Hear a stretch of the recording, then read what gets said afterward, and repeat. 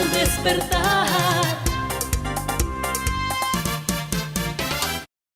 Hola, buenos días, bienvenidos a la entrevista de hoy aquí en GAFA TV Ecuador. Hoy día vamos a conversar esta mañana con la dirigente máxima de la CEOLS, la organización sindical, es doña Marcela Arellano. Gracias por venir a nuestros estudios, Marcela. Ustedes, el FUT, la CEOLS, decidieron en días pasados optar por el voto nulo en las elecciones de segunda vuelta electoral. ¿Por qué y para qué? ¿Y qué consiguen con esa decisión que han adoptado, que sea el voto nulo, que por supuesto que es una opción y es un rechazo, tomando políticamente, pero cuál es la lectura que hacen ustedes al haber decidido el voto nulo? Fernando, ¿cómo está usted? Un saludo a usted y a su audiencia. Que tengan esta semana corta, una que sea magnífica. Esperamos, ¿no? Después de todo lo que estamos viviendo. La CEOLS no tomó la decisión del voto nulo. El FUT no ha tomado una decisión de voto nulo. Nosotros hemos explicado a nuestra militancia qué implica un candidato, qué está detrás del candidato Noboa y qué está detrás de la candidatura de Luisa González.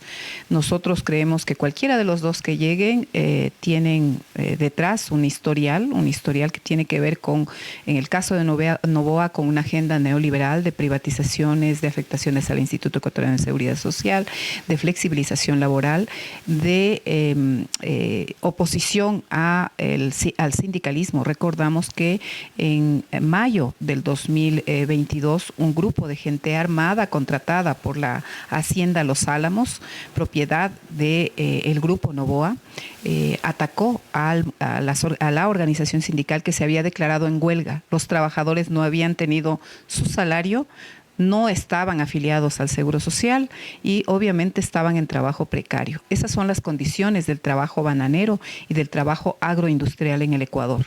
Nosotros entonces no podemos tener una opción por Noboa. Pero recordamos también que la Revolución Ciudadana impulsó una reforma política de carácter autoritario que derivó en procesos de corrupción elevados, pero que además atacó a los derechos de los trabajadores del sector público. En el sector público no tenemos carrera administrativa, ¿sí? Recordemos el 813, un decreto que botó a la calle a miles de trabajadores de servidores públicos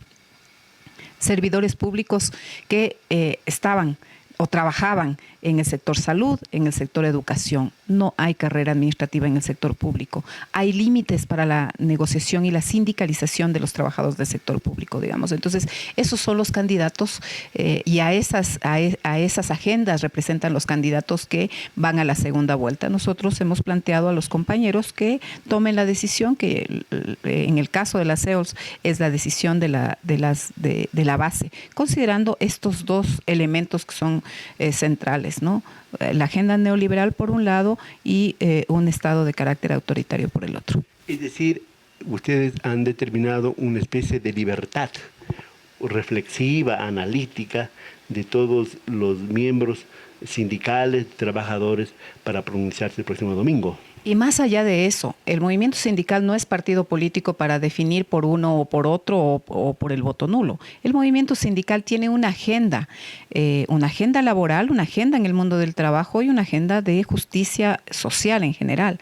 Nosotros hemos planteado que la legislatura en el próximo periodo está obligada a abordar los temas laborales, ¿no es cierto? Nosotros hemos planteado un proyecto de Código Orgánico del Trabajo. Ese proyecto está siendo discutido, está hasta el artículo 180 en segundo debate. La próxima asamblea deberá abordar en segundo debate el resto de artículos que llegan aproximadamente a los 400 artículos, que es un proceso, ese proyecto implica un proceso de modernización de la legislación laboral, porque se consideran nuevas formas de trabajo que se han incorporado, por supuesto, por el desarrollo tecnológico, pero también por lo que ocurrió en la pandemia en el Ecuador. La Unión Nacional de Educadores, que es parte del FUT, y la Unión General de Trabajadores, la UGTE, que ahora dirige el FUT, como que han dicho públicamente que ellos propician el voto nulo. Nosotros somos respetuosos y hemos abordado eso al interior del Frente Unitario de Trabajadores. El FUT no. O sea, recordemos que el FUD es una plataforma de lucha de varias organizaciones que plantean democracia, que plantean justicia social, justicia laboral, justicia de género, que tiene una agenda planteada para el país, ¿no es cierto? Y cada organización tiene autonomía para definir cuál es su postura. El Frente Unitario no llegó a un consenso. Nosotros hemos planteado, el Frente Unitario tiene una agenda legislativa y una agenda para el país. Y esa agenda tiene que ver precisamente con la defensa de lo público, la defensa de justicia social, justicia laboral. ¿Sí? Nosotros estamos planteando justicia fiscal, que los que más ganan en este país, que los que más obtienen beneficios del Estado en este país, también paguen impuestos y que esos impuestos sirvan para consolidar los servicios de educación, de salud, que también son derechos humanos fundamentales, ¿no? Y obviamente la agenda laboral, que ese es nuestro centro de lucha, ¿no? El próximo domingo se decide quién va a ser presidente, uno u otro. De acuerdo al criterio de las CEOs, de Marcela, como ciudadana, como mujer, ¿quién de los dos candidatos genera alguna expectativa? ¿Y quién de los dos candidatos que será presidente de la República en diciembre genera más miedos, más temores, más dudas? Los dos candidatos. Por eso es que estamos en esta situación en la que estamos. Los dos candidatos realmente no representan a los intereses de la población. ¿Sí?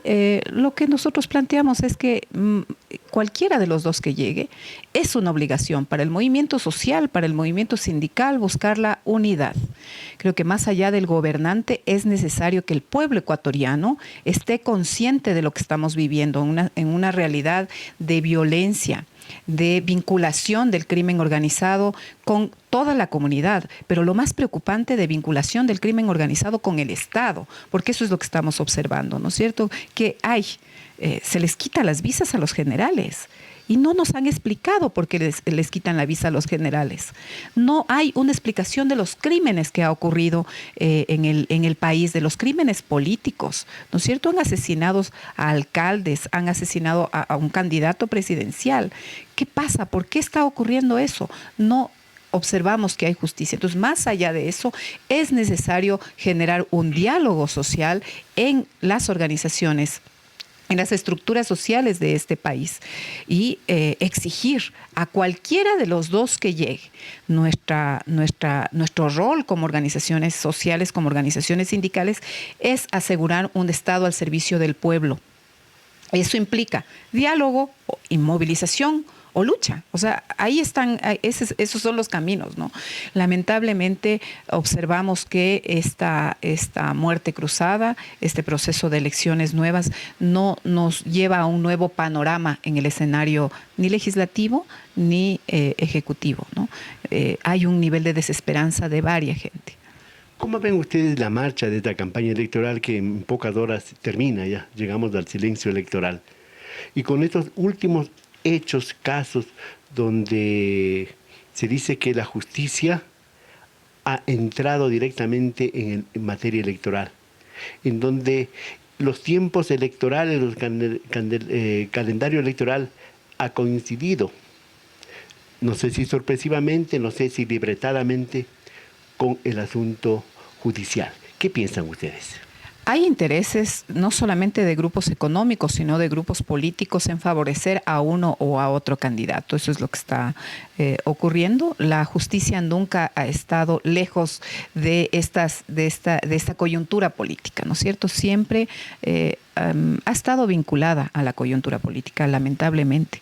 Nosotros esperamos que la justicia, de modo imparcial, llegue a mostrar qué es lo que está pasando en el Ecuador y sobre todo se llegue a obtener justicia, ¿no? Justicia para Fernando Villavicencio, justicia para el alcalde de Manta que fue asesinado, justicia para los asesinatos políticos que han ocurrido en esta última temporada. ¿Cómo deja el presidente Lasso el país? ¿Cuál es la herencia que deja el señor Lasso con 30 meses de gobierno? Y sobre todo, ¿cómo queda el campo laboral una vez que se va el señor Lasso, rechazado por más del 90% de ecuatorianos? Ese rechazo da cuenta que fue un presidente incapaz, que no logra entender la problemática del país, que no logra atender, que no logró atender a la mayoría de la población, que en este momento clama por empleo, clama por eliminación de la corrupción, por justicia, ¿no? No, me parece que el Ejecutivo ni la Asamblea lograron entender esta situación que está viviendo el Ecuador. Más allá de eso, lo que nos queda es el porvenir. Después de esta crisis en la que nos sometieron los políticos, las fuerzas políticas que se movieron al interior del país, tanto de la derecha, de la extrema derecha representada en Lasso, como de la Revolución Ciudadana, ¿no? Nos condujeron a esta situación. Ahora es necesario que se ponga los pies sobre la tierra, que se llegue a acuerdos y que legislen en el caso de la Asamblea para el país y que gobiernen en el caso del Ejecutivo. ¿Cuáles deben ser las urgencias de cualquiera de los dos candidatos finalistas que lleguen a la presidencia desde diciembre? ¿Cuáles son las urgencias que necesita el Ecuador que se actúe, que se ejecuten para tratar de recomponer la figura del Ecuador, para recomponer el tejido social de los ecuatorianos? Primero, una política de seguridad que cuide la vida de las personas, que cuide la vida de la población en general, que en este momento se encuentra en la zozobra. No habíamos visto un país en estas condiciones. Segundo, el fortalecimiento del aparato productivo con empleo digno para la gente. Es necesario entonces abordar una norma laboral pro laboro, salarios justos, salarios dignos que dinamicen la economía, que posibiliten la reactivación del aparato productivo. Necesitamos que la gente consuma. Entonces es necesario una propuesta de elevación general de salarios, no solamente del salario mínimo, sino del salario en general, equidad salarial, obviamente. Un tercer elemento es un Estado al servicio del pueblo. No es posible que se plantee en este momento que el Estado se reduzca exclusivamente a controlar el mercado. Es necesario que el Estado intervenga en la salud, que intervenga en la educación, que intervenga en la regulación de las relaciones laborales. Necesitamos un Estado que le permita al pueblo desarrollarse. Un cuarto elemento es, obviamente, justicia fiscal. Hay que cobrar a las grandes fortunas del Ecuador que están sacando sus fortunas fuera del país, hay que cobrarles impuestos. ¿Sí? Quieren un país como Estados Unidos o como Europa, los grandes empresarios, ¿no? Con mano de obra flexible, pero también que paguen impuestos, pues. O sea, eso es lógico. Es necesario que haya pago de impuestos efectivo, que permita al Estado fortalecerse y combatir la delincuencia y combatir la corrupción, ¿no es cierto? Entonces, eso es otro de los elementos. Y un último elemento, democracia, antiautoritarismo, por supuesto, y eliminación de la corrupción. Creo que es necesario que haya, que se luche contra la impunidad, porque lo que ocurre con estos casos de corrupción es que si es que no son perseguidos estos delincuentes de cuello blanco, después permea, se ve como natural, se naturaliza la corrupción en toda la sociedad y obviamente la descomposición es generalizada. Marcela, ¿cómo deja el señor Lasso el asunto laboral? ¿Cómo está la conflictividad laboral? ¿Cómo está el empleo? Ustedes que manejan datos, ustedes están en contacto como sindicalistas, como dirigentes, con la masa trabajadora, con ese capital humano. El 33.5% está sin empleo, el 33.5% tiene empleo adecuado, digamos. El resto está en la precarización laboral. No importa si sean profesionales o si sean obreros o si sea personal con mano de obra, no importa las condiciones. Estamos con empleo absolutamente precarizado. Esto ha sido, digamos, una tradición en el Ecuador, ¿no? La informalidad, una estructura del empleo basada, centrada en la informalidad. Pero durante estos últimos tiempos, en el gobierno de Moreno y en el gobierno de Lasso, la informalidad se acrecentó y eso obviamente tiene un impacto en en el debilitamiento de las condiciones de vida, ¿no? Ahora tenemos condiciones de vida absolutamente precarias, con gente viviendo con $1 o $2 diarios.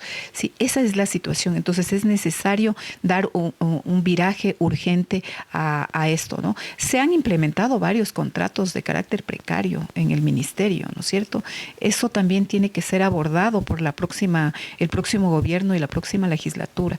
Hay que asegurar contratos estables, contratos dignos, con empleo digno, con vinculación al seguro social, con estabilidad y con salario justo. Vamos terminando, así brevemente. El mundo ha cambiado, ¿verdad? El mundo es otro, la tecnología, todo eso. Ha cambiado la mentalidad, ha cambiado las propuestas, ha cambiado los paradigmas de los sindicalistas, de los trabajadores. Lo que no ha cambiado es la relación capital-trabajo. Aunque ha cambiado terriblemente la tecnología, hay nuevos trabajos, hay una forma de trabajar distinta, ¿no es cierto? Se ha desplazado, el desarrollo de la tecnología ha desplazado a millones de trabajadores en el mundo, pero la relación capital-trabajo no se ha modificado. Entonces, nosotros planteamos que es necesario que haya una norma pro laboro. Entonces ahí no puede haber un cambio y un cambio de paradigma para el movimiento sindical. ¿Sí? Lo que hay que asegurar es trabajo digno. No importa que sean trabajadores digitales, no importa que sean trabajadores de plataformas, porque la relación de capital-trabajo y la relación entre trabajadores y empleadores no ha modificado. Y los derechos son inclaudicables, ¿verdad? Terminamos con una cosa rápida. Ustedes estuvieron celebrando, digo así porque así me llevó un boletín, por el asunto de que la Corte Constitucional negó el proyecto de ley, el decreto ley que planteaba el gobierno de Lasso para el asunto de las finanzas públicas. Así brevemente, ¿cómo se dio eso y qué significó, por favor? Sí, el Frente Unitario de Trabajadores revisó eso, la CEOL revisó eso, planteamos urgente un amicus curiae. En este amicus curiae obviamente indicábamos que era un decreto inconstitucional porque afectaba directamente derechos que están contemplados en la Constitución, pero que además era un decreto que no era económico urgente porque le iba a sobrevivir a la muerte cruzada y se iba a convertir en una política. Entonces, obviamente, la Corte recogió esto y declaró que no es viable ese decreto y no lo aprobó. Muy bien, la Corte Constitucional ha tenido unas de cal y otras de arena. Muy bien, señoras y señores, gracias a Marcela Arellano, dirigente de la CEOLS, quien ha comparecido esta mañana aquí en GAFA TV en la entrevista del día. Estamos pues en momentos cruciales y en momentos donde ojalá se defina el futuro de dignidad para los ecuatorianos. Señoras y señores, hasta la próxima. Al despertar